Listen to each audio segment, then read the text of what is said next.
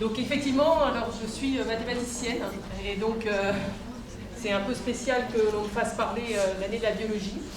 Mais donc je vais essayer de vous montrer un tout petit peu parce qu'on est capable de faire actuellement et du côté mathématique en tous les cas pour essayer de répondre à des questions, en tous les cas de travailler en collaboration avec nos collègues biologistes.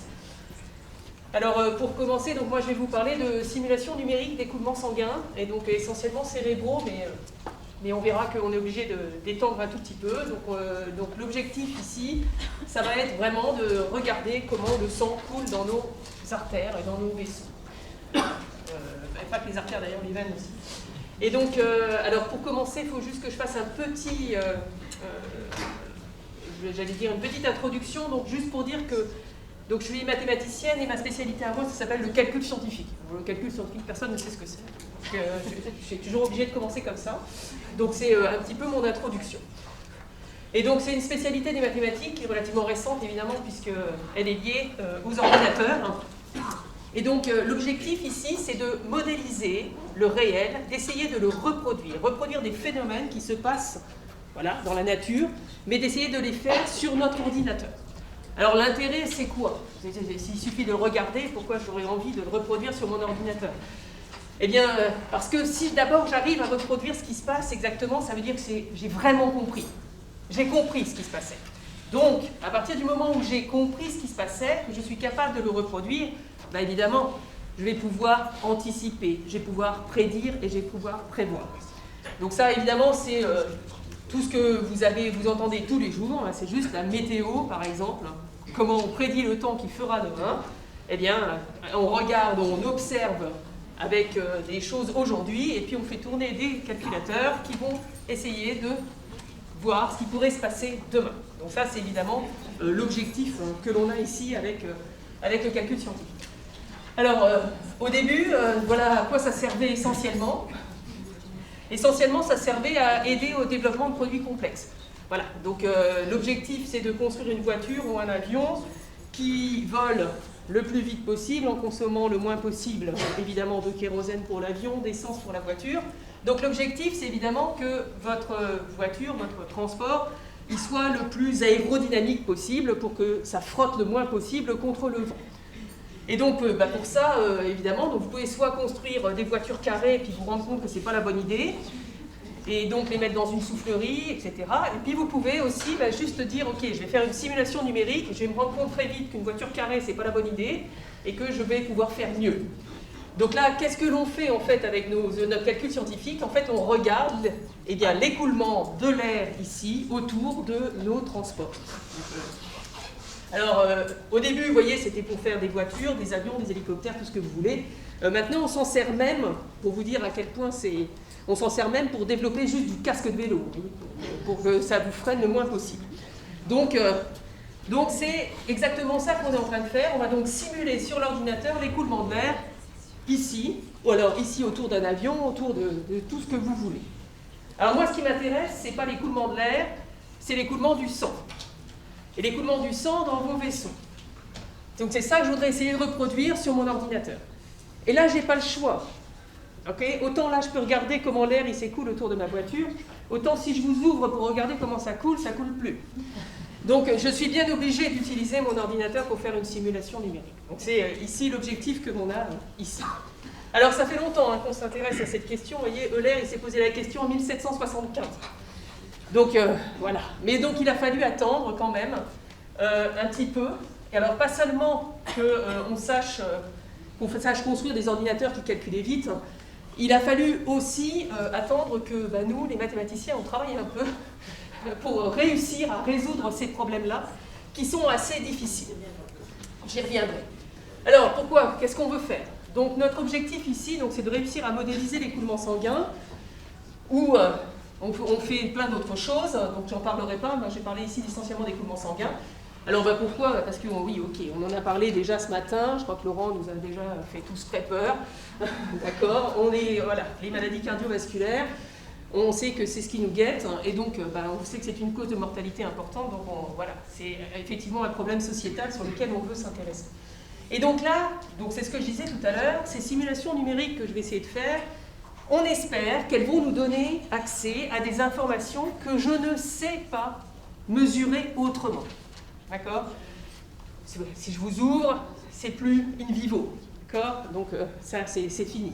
Et puis, alors oui, il y a certaines façons de voir des choses. Alors on va en reparler un petit peu. Donc de voir comment le sang s'écoule, hein, mais ça peut être aussi relativement invasif.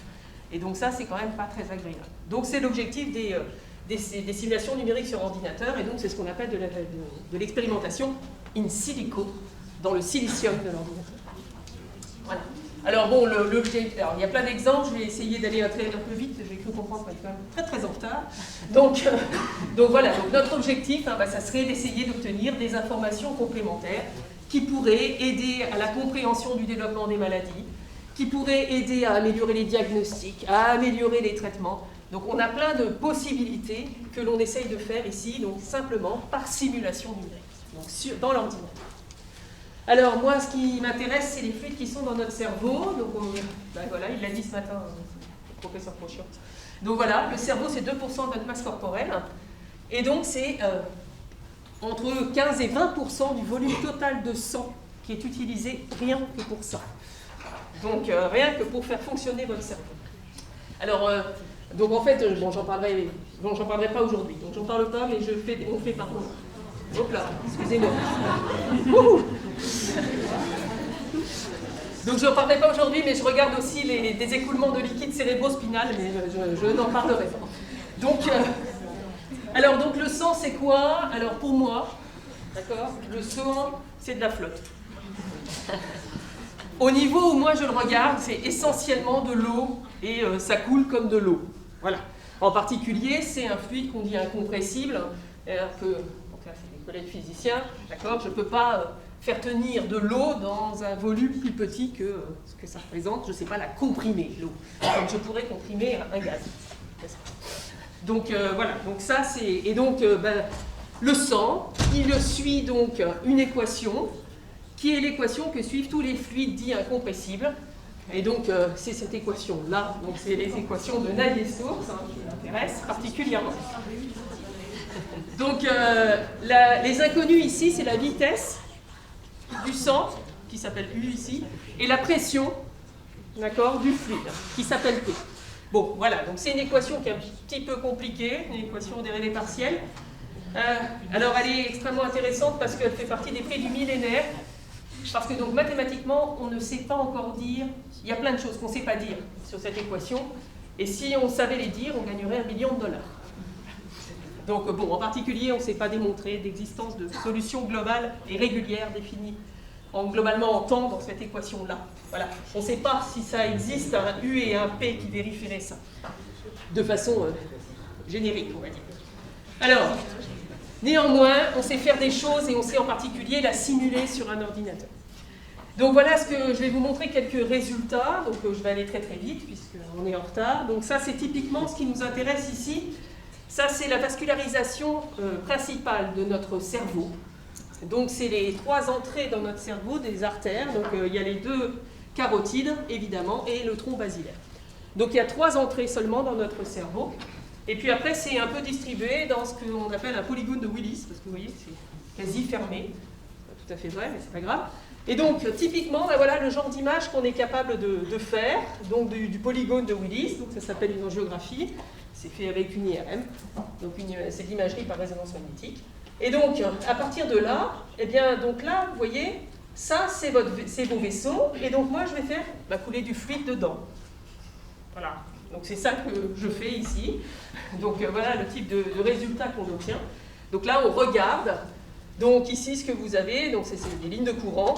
Et imaginez que vous avez mis une petite particule ici, puis vous regardez la trajectoire qu'elle va suivre à l'intérieur de vos vaisseaux. Donc c'est ça qui nous intéresse ici et c'est ça qu'on obtient ici. Donc je vous rappelle, ça c'est les entrées. Et tous les autres, là c'est des sorties, ça va aller irriguer partout dans votre cerveau. Alors, ça c'est la même chose, sauf que c'est le réseau veineux. Donc là ça va dans l'autre sens. Donc tout à l'heure on avait le sang qui arrivait du cœur et qui montait irriguer votre cerveau, et là c'est tout ce qui a irrigué votre cerveau, et donc c'est le sang qui revient au cœur. Donc on a essentiellement ici donc, les trois vaisseaux qui nous intéressent beaucoup. Donc c'est le sinus sagittal supérieur qui est dans la four, entre les deux hémisphères, tout simplement, et puis qui donc essentiellement, on va dire, draine le sang qui est en périphérie de votre cortex. Et puis vous avez le sinus droit qui est là, qui lui va drainer le sang qui est plus en profondeur dans le cortex. Et puis tout ce petit monde se rejoint là, à la confluence des sinus, et redescend par deux sinus qu'on appelle sinus latéraux et qui se jettent dans les jugulaires. Voilà. Et donc voilà typiquement le genre de résultat numérique qu'on est capable de voir. Regardez comment je suis capable donc, de simuler ici l'écoulement du sang à l'intérieur de ces veines. Donc voilà ce qui nous intéresse ici. Alors vous voyez, on est capable de montrer que là c'est dans le sinus sagittal supérieur, alors ça va assez vite parce que c'est rouge. Donc ça va assez vite ce qui se passe ici. Et puis ici par exemple, vous voyez, là on est à la confluence des sinus. Et donc vous voyez que il y a un petit machin là. Ça bouge un peu beaucoup ici, hein, parce que là il se passe pas mal de choses, c'est au niveau de la confluence. Et puis vous avez ici une accélération parce qu'il y a un petit rétrécissement là. Alors, pathologique ou pas, ça c'est une question. Voilà. Donc c'est typiquement le genre de choses voilà, qu'on est capable de voir ici. Alors ce que je vous montre aussi, c'est qu'on est capable d'avoir donc, non seulement la géométrie, mais il y a des choses qu'on sait faire par IRM, c'est des mesures de vitesse, et des mesures de flux et de débit. Donc avec l'IRM, donc mes collègues sont capables de mesurer des débits. Alors, et ça me sert à quoi? Donc là, vous voyez, ils ont mesuré ici, au niveau du sinus sagittal supérieur et du sinus droit. Et donc nous, c'est ça qu'on met dans la machine. On dit c'est ça le départ. Le départ, c'est ce qui est fait là. Et donc vous le voyez ici parce que en pointillé, vous avez les mesures et en trait plein, vous avez nos résultats numériques. Et donc vous voyez qu'on a bien exactement la même chose ici et ici. Sinus droit et sinus sagittal. Et ensuite, les collègues sont capables de mesurer ici, au niveau des jugulaires. Eh bien, vous regardez, là, le résultat numérique, il est en trait plein ici. Et vous voyez qu'on colle parfaitement à la mesure qui a été faite sur le témoin qui est là. Donc ça, c'est la géométrie est la géométrie du témoin, et les mesures sont les mesures du témoin. Voilà. Donc ici, là, tout ça est mesuré avec une IRM. Alors après, voilà, on va boucler par rapport à ce que racontait Laurent tout à l'heure. La grande question, c'est... alors ça, c'est de l'hémodynamique, c'est juste comment le sang s'écoule. Et donc maintenant, ce qu'on aimerait bien comprendre, c'est qu'est-ce qui se passe quand on vieillit. Alors pour ça, vous avez vu, on passe beaucoup par le modèle animal. Alors nous, on s'est intéressé depuis quelques années, donc avec Sébastien, on est dans le même projet. Donc un projet où on s'intéresse au modèle primate, d'accord? Alors parce que ils sont câblés comme nous, voilà, en gros. Et ils ont un petit avantage, c'est que voilà, si je veux réfléchir à qu'est-ce qui se passe quand je vieillis, le problème c'est que l'humain, ça vieillit en 70-80 ans. D'accord? Lui, il a une durée de vie de 10 ans. Donc, même si le temps de la recherche est long, et bien là, au moins, on a gagné un petit peu. Donc, on va regarder un petit peu ce qui se passe. Donc, on va essayer de développer le même genre de choses, mais sur ce petit animal donc, qui s'appelle un marmouset. Et donc, on fait la même chose, hein, vous voyez. On met le marmouset dans l'IRM. Alors, c'est tout petit, hein, il est là. D'accord? Il est là, il est anesthésié. Il doit être grand comme ça. Son cerveau, c'est mon poing, à tout casser. Donc, mais vous voyez, ils sont câblés comme nous. Alors, je ne sais pas si vous reconnaissez, parce que ça ne fait pas longtemps que vous avez vu ça, mais ça, c'est le sinus sagittal supérieur et ça, c'est le sinus droit, avec la fourche qui est là. Donc, voilà, ils sont câblés comme nous, et donc c'est ça qui nous intéresse. On regarde, et vous voyez, on fait la même chose. On a aussi les mêmes types de mesures, humain, marmouset, et puis on fait couler le sang à l'intérieur ici du réseau veineux d'un marmouset. Donc ça, on est capable de faire. Donc, c'est très bien, mais donc, il y a quelque chose dont Laurent a beaucoup parlé tout à l'heure. Donc, c'est le fait que ce qui vieillit beaucoup, on a bien compris, c'est nos artères, c'est nos vaisseaux, c'est la paroi. Et donc là, pour aller regarder un petit peu, encore plus en profondeur, ce qui se passe, eh bien, après le modèle primate, on va s'intéresser au modèle murin. Et donc là, je vais passer la parole à mon collègue Sébastien, qui va vous montrer ce qui se passe quand on vieillit au niveau des artères et des veines.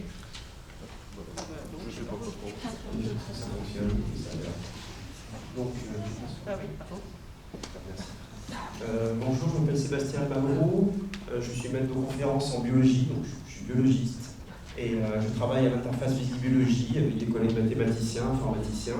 Et moi, mon travail, c'est regarder. Regarder, aller chercher l'information, mesurer les choses. Donc je me suis intéressé particulièrement à l'imagerie synchrotron des vaisseaux de souris, et plus précisément de l'aorte, qui est une artère. Alors tout d'abord, un bref aperçu de ce que peut être la tuyauterie, c'est-à-dire le système cardiovasculaire à l'intérieur de notre organisme, et celui des souris aussi. Tout d'abord, il y a la pompe, c'est le cœur, vous le connaissez tous, sur lequel va être branché un arbre vasculaire, dont on peut voir l'aorte, et cette structure va permettre au sang de circuler et de venir se distribuer dans l'organisme. Alors si on regarde plus en détail les fonctions, il y a le transport du sang, il y a l'hémodynamique, Laurent Ducard en a parlé tout à l'heure, et aussi cette fonction d'amortissement. Donc là, je vais vous parler des grosses artères élastiques, comme l'aorte, il y en a quelques-unes, qui ont une structure tout à fait particulière. Alors, si on regarde cette structure, brièvement, ce qui va nous intéresser, c'est la paroi, parce que cette paroi va permettre de réguler la pression, elle va permettre au sang de rester confiné à l'intérieur des artères. Et si on la résume, on voit grossièrement trois couches: l'intima qui est au contact, enfin qui est à proximité du sang, la média qui est intermédiaire, et l'adventice. Et ces différentes couches vont être espacées par des structures élastiques. On en a parlé tout à l'heure, avec deux limitantes, l'externe et l'interne, qui vont bien définir cet ensemble. Alors, si on regarde plus en détail cette partie-là, cette partie intermédiaire, la média notamment, on voit qu'elle est constituée de cellules et de matrices extracellulaires. Donc, comme Laurent Ducas le soulignait, cette structure ne se limite pas juste à une fonction de support. Alors, elle contient notamment des cellules musculaires lisses, qui vont pouvoir, par leur action, réguler le diamètre, notamment, mais aussi elles seront intercalées par des lames élastiques qui sont formées d'une protéine dont a parlé tout à l'heure Laurent, qui s'appelle l'élastine. Cette élastine, notre stock est formé avant l'adolescence et après on doit faire avec, qu'elle soit détruite ou pas. Alors c'est un composant majeur qui va conférer l'élasticité et qui a une certaine stabilité, une demi-vie de 70 ans. Néanmoins, ça peut être accéléré, comme on en parlera tout à l'heure, cette destruction. Alors, la question qu'on se pose, c'est quoi vieillir, notamment au niveau des artères? Alors, vieillir, déjà, ça veut dire passer d'un état jeune à un état plus vieux. Plus vieux ou endommagé. Alors, pour résumer très brièvement la structure, globalement, il y a la lumière, c'est là où passe le sang. Ensuite, différentes couches, intima, média, adventice, mais qui sont clairement délimitées. Et avec l'âge, ce qui peut se passer, c'est que ces couches vont pas se mélanger, mais vont être moins bien organisées. D'où une fonction qui sera altérée pour la structure artérielle. Alors, évidemment, le vieillissement, c'est quoi? Ça peut être l'âge, ça peut être une détérioration qui peut être aiguë, une blessure, ça peut être aussi quelque chose de progressif, d'asymptomatique, comme les phases précurseurs de maladies chroniques. Alors, la question que l'on s'est posée, c'est comment l'artère peut-elle vieillir? À quelle vitesse cela peut se faire? Et enfin, est-ce qu'il y a-t-il des effets de ce vieillissement qui sont d'ordre purement physiologique, c'est-à-dire le vieillissement normal, ou pathologique, c'est-à-dire un vieillissement aigu dû, par exemple, à la malbouffe, à la picole et à la clope. Alors, voir, c'est comprendre. D'accord? On a besoin à un moment de voir. Et la question qui se pose, c'est comment observer. Alors, il y a plein de méthodes qui existent. Je vais les définir selon deux critères. La résolution spatiale, qui est la précision avec laquelle on peut regarder, mesurer. Et ensuite, la profondeur de pénétration, c'est-à-dire à quel point je peux rentrer à l'intérieur d'un objet sans le découper. Alors, il existe des techniques, comme a montré ma collègue, comme l'IRM, que vous connaissez tous, imaginé par la résonance magnétique, qui a une forte profondeur de pénétration, mais une résolution spatiale plutôt limitée, de l'ordre du millimètre. Ensuite, des techniques ultrasoniques, comme l'échographie, par exemple, qui vont permettre d'avoir une meilleure résolution spatiale, mais qui ont une profondeur de pénétration plus faible. Ensuite, il y a d'autres techniques comme l'OCT. L'OCT, on l'utilise notamment pour faire le fond de l'œil, enfin le scanner du fond de votre œil, ou pour voir l'intérieur de vos artères, mais sur une profondeur très faible. Ensuite, il y a des techniques de microscopie qui, elles, vont pouvoir être très très précises, mais auront une profondeur de pénétration qui sera très limitée. Et par contre, il y a une technique plus récente qui s'appelle la microtomographie rayon X synchrotron. Technique que j'ai utilisée parce qu'elle permet, sans découpe ni marquage, d'aller voir en détail à l'intérieur des échantillons. Alors, il y a le mot synchrotron dans ce que je viens de dire. Qu'est-ce que c'est un synchrotron? Un synchrotron, alors ça dépend des synchrotrons. Ça peut être grand comme une petite ville, celui-ci est grand comme un grand village gaulois, on va dire. Et la ligne de lumière que j'ai utilisée, c'est celle-ci, elle fait quelques centaines de mètres. Ces lignes médicales, en général, sont très longues pour des raisons astronomiques. C'est une source puissante de rayons X. Par exemple, le synchrotron Soleil a une luminosité environ 1000 fois supérieure à celle qu'a le Soleil à sa surface. C'est extrêmement lumineux, mais sur une toute petite section, mais c'est très très lumineux. Et elle va permettre de faire une imagerie par contraste de phase. Alors je ne vais pas rentrer dans les détails. Ce qui est intéressant, c'est que ça nous permet de visualiser sans marquage les structures très fines. Alors, qu'est-ce qu'on va regarder? On va prendre sur des souris, on va prélever l'artère. La souris décède suite à cette action. On va ensuite prélever et fixer cet échantillon pour l'inclure en paraffine. Et ensuite, le déposer devant le faisceau du synchrotron, qu'on a éteint évidemment, parce que l'expérimentateur ne tiendrait pas plus de quelques secondes devant le faisceau. Donc ça nous permet d'avoir une résolution inférieure au micron, à 650 nanomètres, ce qui est une résolution assez bonne. Alors qu'est-ce qu'on obtient? Voici ici un résultat d'une tomographie. Donc on acquiert tous les plans en même temps. Ici, vous voyez 2400 images consécutives dans lesquelles on peut voir les différentes structures artérielles. Et vous voyez aussi qu'il y a beaucoup d'autres choses autour. Il y a des tissus qui sont environnants. Et mon travail à moi, c'est aussi aller chercher l'information à l'intérieur de cette image. Alors, voici une image, une seule découpe optique. À l'intérieur de cet échantillon, on voit les différents détails, les ananes élastiques, les tissus environnants, ici on voit les ouvrages, etc. Et mon travail, c'était de développer un système d'analyse d'image qui va permettre ensuite, par un certain nombre de techniques d'analyse d'image, venir rechercher l'information sur qu'est-ce qui appartient aux structures élastiques. Donc on se retrouve avec des milliers d'images, et ces milliers d'images, on va venir les superposer pour faire un volume dans l'espace, dans lequel on pourra rentrer à l'intérieur, on pourra faire un certain nombre de mesures aussi. Donc, à plus grande échelle, un seul scan qu'on obtient, ça représente une image de 32 gigas. Ici, on voit 2 mm quasiment d'artère, avec une résolution. Alors, je pourrais grossir l'image des centaines ou des milliers de fois, on garde la résolution. C'est très très précis. Donc, 32 gigas, pour vous donner une idée, ça fait plusieurs heures de vidéo, vous pourrez regarder sur votre ordinateur. Ça, c'est une seule image.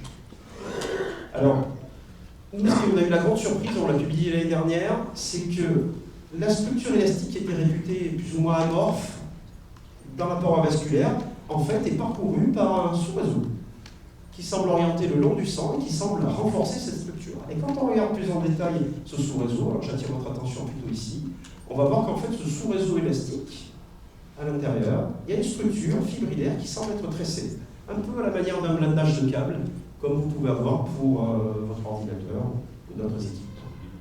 Alors, ce qui est très intéressant aussi, c'est qu'on a cherché à comparer différentes structures en fonction de pathologies. Ici, on voit des souris contrôle, après on verra des souris diabétiques au même âge. Et on s'est aperçu que chez les souris contrôle, les structures élastiques apparaissaient ondulées. Une ondulation, il faut imaginer ça un peu comme un ressort. Une ondulation, au final, c'est une réserve de longueur. C'est-à-dire que si je soumets une tension sur le ressort, je vais pouvoir l'étirer et il va pouvoir s'allonger, et ce, de manière réversible, parce qu'il y a une réserve de longueur. Par contre, chez les souris diabétiques, on s'aperçoit que ces structures élastiques ne sont plus ondulées, elles sont devenues lisses. On peut même le quantifier, on aperçoit qu'elles ont perdu 25% de leur réserve de longueur, comme si on avait un ressort trop étiré, comme si les parois de cette aorte avaient été hyper tendues. Alors, ce qui est très intéressant, ce qu'on a pu découvrir par cette technique de rayonnement synchrotron, c'est que quand on va sonder l'intérieur de la structure, chez les contrôles, on retrouve cette structure filamenteuse qui vient supporter la structure artérielle. Par contre, chez les souris âgées de 6 mois, ce qui correspond à peu près à 30 ans chez un humain, ces structures-là ont disparu. Donc apparemment, cette structure qu'on a découverte serait à l'origine d'un maintien peut-être structural de l'artère et finalement de la charge artérielle. Alors, ce travail, comme tout travail scientifique, que ce soit pour ma collègue ou pour moi, se fait toujours en collaboration, parce qu'ensemble, on va toujours plus loin. Donc, laboratoire mathématique de Reims, équipe Chimère, unité médique, laboratoire christique, et les synchrotrons Soleil et Diamond. Diamond, il est dans la banlieue de l'Oxford. Voilà. Je vous remercie beaucoup pour votre attention.